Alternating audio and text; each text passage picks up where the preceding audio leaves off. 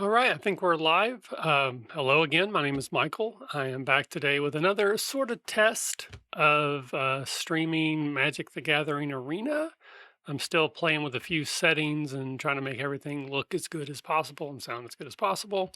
So today I'm going to play another game against just a bot opponent. And I'm still tweaking my life deck. It's pretty meaty the way it is. It works great against the bots. I've actually started playing it against people, and I don't exactly know how the matching program works, but I'm guessing it's based off of your experience level. And I've done pretty well with it against live people too, so pretty happy with it overall. But yeah, let's play a game. So if you're not familiar with Magic: The Gathering Arena, it's a free to play online system that lets you play the game. There's obviously ways to spend money on it. I have spent a little bit. I think I've spent $10 so far, but for the most part, you get some free packs when you join. You get some free packs when you do certain things like play people in real life, and it's a way to kind of you know, learn to play the game with a pretty low investment to start with, but it's very easy to get swept up and spend a lot of money. So please be careful.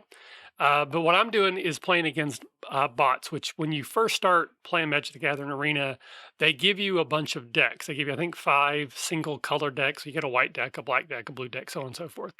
And you can play with them as much as you want, and then you can actually mix and match them however you want as well. There's a deck building process, which is kind of fun. I really like building decks, but I don't think the interface works great for how I'm good at it.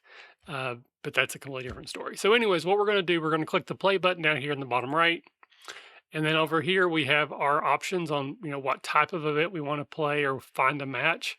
I'm selecting the bot match because I don't want to play against a real person today. We're just going to play against the computer. And then down here, you can pick which deck that you want to use. So this aerial domination, cold-blooded killers, large and in charge, keep the peace, goblins everywhere are the 4 or 5, yeah, the 5 that you start with when you first get in. All the cards that are in them are yours to play with. And then I have a few that I have built myself. So this is a Forgotten Realms red deck. So it's just cards from the new Forgotten Realms set red. I have a Tiamat deck because I did pull a Tiamat out of one of the packs I got, and it's a 5 color card. So I just built a deck so I could use it. It's a terrible deck. It will probably never win, but it's fun to play with. And then Savage Lands is the one that I got most recently from playing real people. After I played so many matches, I was given this deck, again, new cards to play with as is. But we're going to play the life deck again. It's my favorite to play.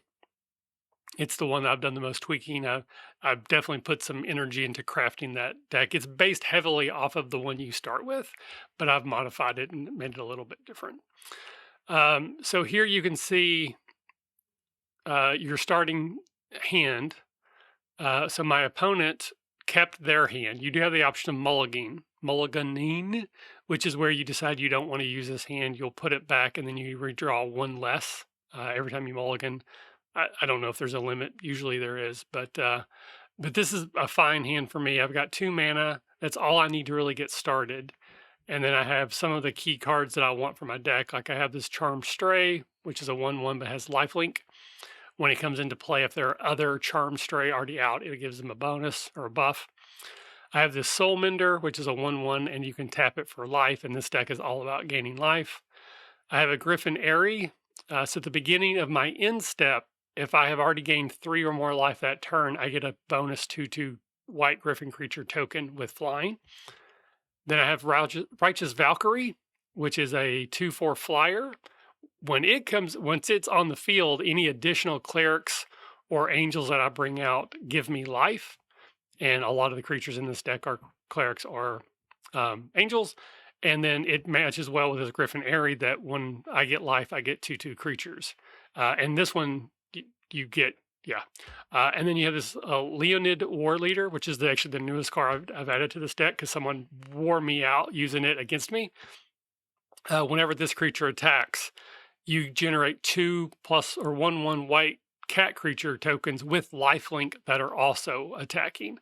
And if I can get the deck rolling, all of that is going to just sort of multiply against itself. All right, so we're going to play our 1 mana. Whoops. And then we're going to play the Soul Mender. So they come in summoning sickness the first round that you summon any creature. They really can't do anything. They can block, but that's about it. There are some abilities in certain creatures that don't do that, but for the most part, that's how it works. So I'm going to bring out another Soul Mender, and I'm going to bring out this Charmed Stray.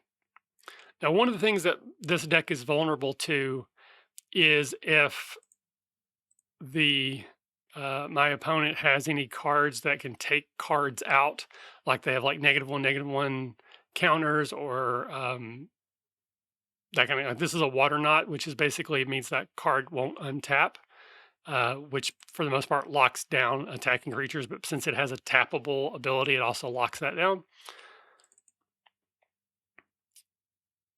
So sometimes I will not bring out a creature when I can, hoping that once I have a 2 or 3 mana, I can bring out like 2 or 3 creatures at the same time and make my opponent choose which one to destroy or to lock down. And sometimes it's just a matter of getting to use them once or twice before they get taken from you. So here, probably should have done it another way actually, but that's okay. So now that I have 27 life, this ability activates, and all my creatures get +2/+2. But because I have 2 of them, they all get actually +4/+4. So as you can see, already off the bat, like if I just attack with everything now, I can just about overwhelm my opponent. That's really not what I'm trying to do. I'm trying to get this life generating thing, but I may not need to in this case. So I'll go ahead and attack with this one and this one. They do have some untapped mana, so it's possible that they might have some cards that could potentially hurt me here. So sometimes I won't attack even when I can. It's like this. I've kind of forced them into using something. So they're returning this to my hand, which is going to drop everybody down by 2. Which hopefully... So if they did that again, for example, then this Charmed Stray would have been able to be killed by this Zephyr Gull. But it doesn't look like they have another one. And again, I don't claim to be great at this game. Like that's not what you're here for. If you're watching this with me, it's not to learn how to play the game. Like you need depth. I'm just kind of covering the basics and mostly just talking while I'm playing myself. There are people who are much, much better at this. But much like anything we do here at the Academy, we're just here to have fun. So I'm not too worried about it. All right, so we're going to bring out this Griffith Aerie this time. So when this comes out, if I gain 3 or more life, I gain a 2/2 token. I'm actually just going to wait. Again, I could probably just overwhelm them if I really wanted to, but I think I've got a pretty strong foundation here. I've got a lot more life. I got more cards. I don't think they're going to be able to do a whole lot here. All right, so now we'll bring out this Righteous Valkyrie again. Everybody gets pumped up. I get some life. We'll go ahead and just activate this. We will attack with that. And then since we gain life, we get this token. But because I have these 2 +2/+2s, instead of being a 2/2 flyer, it's a 6/6 flyer. So as you can see, it's kind of, it can quickly get overwhelming. If my opponents don't have a deck that can just get really fast and put me in a position where I can't, I need 3 or 4 turns to really get rolling. But once I get there, it's really hard, which I think that's how most Magic decks work. If you get them going, they kind of work, and it's kind of hard to stop them. So the goal is to either be faster than the other person and not give them opportunity to get rolling. But this should clearly do it here.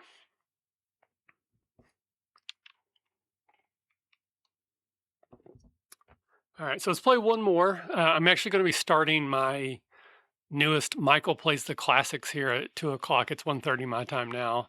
And I just finished up Shining Force 1 last week, so I'm going to be starting a series on Shining Force 2. So I just want to do a little bit of this before I do that. So I think I have time for 1 game, maybe 2, depending on how fast they go. So let's play a different deck this time. So again, I'm still going to do the bot matches.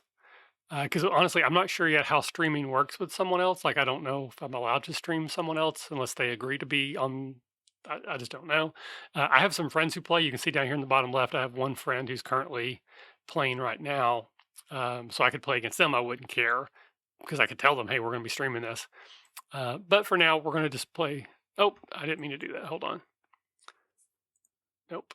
We're going to, excuse me, cancel. No, I don't want to exit the game. So I'm going to concede.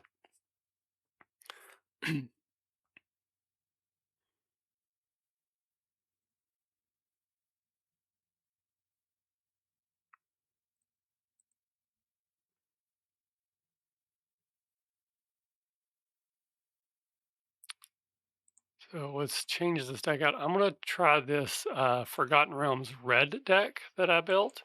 So this is just cards that are from the new Forgotten Realms set. Excuse me. Pardon me. So this is like pretty much a goblin deck, but it has a whole bunch of cards that are built in about going into the dungeon, which is a new thing, at least new to me in Forgotten Realms.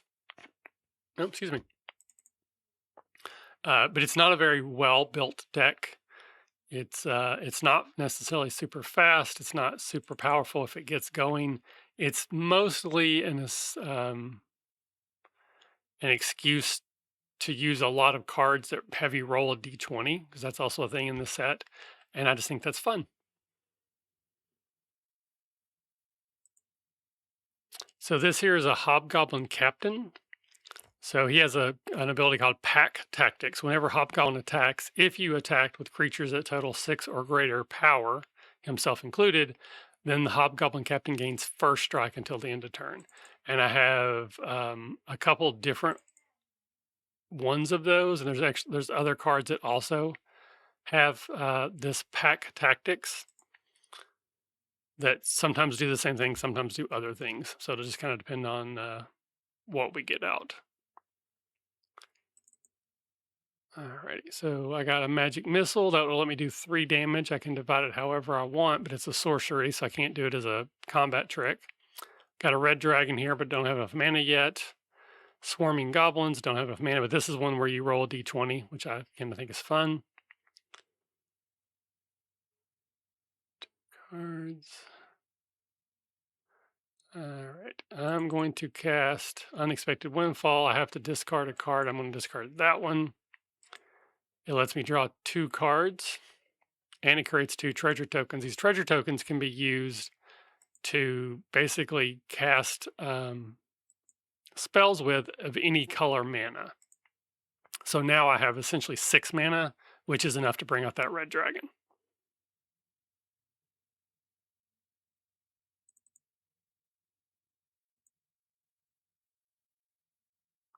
It has an ability that when it comes into play, it deals 4 damage to each opponent. In this case, I only have 1 opponent.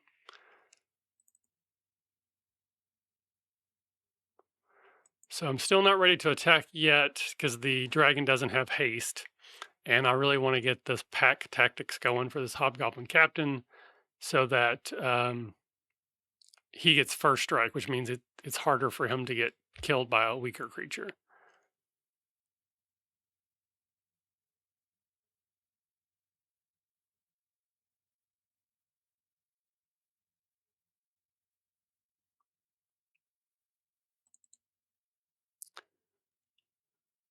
Okay. Oh, nice. Natural 20, which means I get 3 tokens. So now we're going to attack with everything. Because we're attacking with 6 or more, the pack tactics comes into play. So the goblin gets first strike, which means it's going to do its damage before the other creature does. And if that's enough to kill it, then my creature doesn't get attacked. But they double blocked it, so it did end up dying. But as you can see at this point, again, I've kind of got an overwhelming force here. It's a pretty cool animation. So I'm going to cast this magic missile now. I get to pick 1, 2, or 3 targets. And then I get to divide up to 3 damage. That should be enough to take out both of those creatures. And so now there's nothing left to do but to attack with everything. And that should give me the victory. So yeah, so that's basically how the game works. If you like Magic, it's a ton of fun. I've been playing a whole lot of this. Every now and then I get a friend involved, but for the most part, it's been playing solo, or just recently I've started playing against real people with some of my decks. And I guess I'll show that since I have a minute. So you go to your deck icon here at the top. So these are all the decks I have. Again, and I have spent very little money so far. You get so many cards out of these decks. And one of the things I found that's pretty interesting is if you have a card, you can put it in as many decks as you want. So it's not like in real Magic where if I have one card, I put it in a deck, it's no longer in like my, collection of cards. I have to move it from one deck to put it in the other. Here, if you own, for example, that Flaming Skull card, I could build 5 decks and put it in each of them because I have it. So let's start a new deck. So click on the icon here. We're going to start a new deck. And you have some icons here at the top. And all of this I've just learned by playing around with it. I'm sure there's shortcuts I don't know yet and things I'm not aware of. But you select your format. I'm just going to go with standard because I don't know what a whole lot of these are. And that's going to tell me that I have 0 of 60 cards because a standard deck is 60 cards. And then here basically are all of the cards that I have. And you can see there's these dots. I don't know how clear it is on the screen here, but I'll go to this card here, this Defiant Strike. Above it, there are 4 little icons, and there are 4 sort of like diamonds above them that are a little bit darker. And as you compare here to this Anointed Chorister that has 4 dots, but 3 of them have this red outline. What that means, the red outline means I own that card and I own 3 copies of it. So if I add this card to the deck, it jumped it over. I now have 1 Anointed Chorister in this deck. The game automatically added 24 planes. If I added a different color card, like a blue card, it would change that a little bit. But it's going to basically put mana in for you. I think there's a way to turn that off, but I haven't yet. And then if I wanted to add another one, I could add another one. If I add a 4th one, you can see now it's showing that there's a red X here because I don't own a 4th copy of the card. I can't actually add a 4th one unless I either go get it somehow. And the game does allow for crafting, which is actually kind of cool. Sometimes when you open packs, you get what are called wild cards, and those wild cards can become anything. So you have like common wild cards, you have uncommon wild cards, you have rare, and then like mythic rare. So you can't take a common craft and turn it into like a mythic rare card, but if you have a mythic rare, you can. So I could make as many decks as I want and put 3 of these Anointed Choristers in there as I wanted, and it would be fine. If I don't want them in there, I just click on it again and it'll take them back out. So 1, 2, 3, and now they're back out. Here is your filter. So I can add cards that I don't own. So if there's a card that I don't own yet that I want to put into a deck, I can. It won't let me play with it until I actually own it, but it will let me build the deck with it in there. And then I could use like a crafting thing to get it if I wanted to. You can narrow it down by the rarity. So if I want to just look at all the commons that I own, I can select that option. If I want to narrow it down by the type of card, so creatures only, here are the standard sets. So these are all the sets that are currently in the standard version of Magic, and I think that's like a tournament terminology. So I think it's like the last 6 or 7 sets are all considered standard. But like I wanted to build a deck that was only Forgotten Realms, so I clicked on the Forgotten Realms icon, and then when you hit OK, then it's only going to show cards I have that are in the Forgotten Realms set. You can then narrow it down by the mana, so only cards that have white in the casting cost, or now I could do ones that only have white or white and red. And then you just kind of go through here and you'll see again, like I have 1 copy of that one and 1 copy of that one and 1 copy of this one. And then here's the Tiamat I pulled the other day, which I thought was great. So I could put that in there. So now you can see it gave me all this mana because that's a 5 color creature. So basically put a little bit of all of it in there for me. And then I could add a Minsk, I could add a Dritz, which that's basically that deck that I built that says Tiamat. It's terrible. It's just all multicolor cards and a bunch of land. It's never going to work, but it might be kind of fun. So that's how you build your deck. So you could build a deck using cards that you don't have just to see how it works and then go get them, or you can focus it just on the cards you have. It's really whatever you want to do. So I think I actually have, oh, sorry. Discard changes. So let's play one more time against a bot, and let's actually use that terrible Tiamat deck I built. I'm probably going to lose here, like just so you know, because this is not a good deck.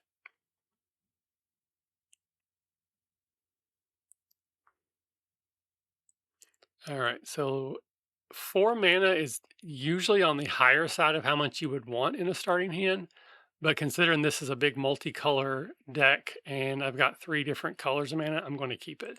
And I almost never mulligan anyways, honestly. It's just, oh, I got Tiamat in my hand too. That's awesome. So even if I lose, I might be able to actually get it out.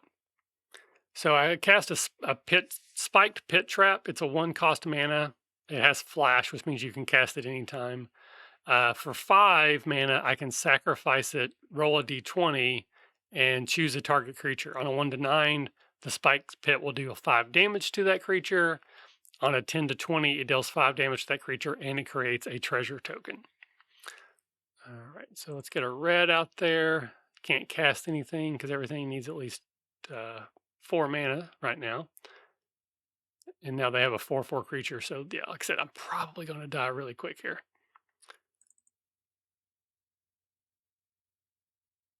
Because by the time I get enough mana to cast anything, I'm probably already going to be dead.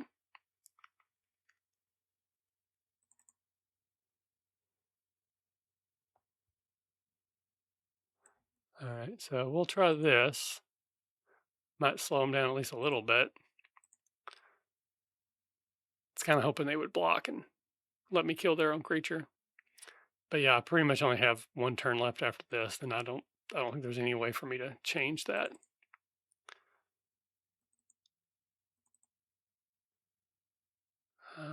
Well, they should give me 1 more turn. I was hoping to be able to attack with that ogre, because when you attack with it, you get to roll d20, and that's always fun. Oh, so again, so they use a little trickeration there. So I'm going to kill my creature and not kill it. I have 1 life left. I have 3 creatures, and I have pretty much nothing. I did get an 18, so I will kill that creature and I gain a token, but that's all I can do. This Evolving Wilds is a land that you can use. It doesn't give you any mana, but it lets you go and get mana and lets you pick specifically which one you get. So in a deck like this one has all these colors, it's helpful if I'm missing a specific color. If I really needed a green, I can go get that green, but I'm going to die. But that's how it works. So you can build a deck, play against bots to see how good or bad it is, or in this case, terrible. I've actually won with that deck 1 time. I've probably played a dozen games with it. I've literally only won once because it's not very good. But I'm hoping over time I'll get more cards and I'll be able to refine it and actually make it something playable. But we'll see. But anyways, thanks for hanging out with me. It looks like there's 1 person watching at least. Thank you for hanging out. I'm going to jump off here, get things set up, and in just a few minutes I'll be coming back with the Shining Force 2 starting stream. And again, a reminder right now through the summer, I'm trying to stream on Mondays, Wednesdays, and Fridays around 2 o'clock. Tuesdays and Thursdays, my kids have a RPG club that we go to in the same time of day that I normally stream, so I can't. But once they get back into school, my schedule will change again, and we'll go back to probably streaming every day, but the time will depend on other things that are going on at the time. But anyways, thanks, and hopefully we'll see you next time. Bye-bye.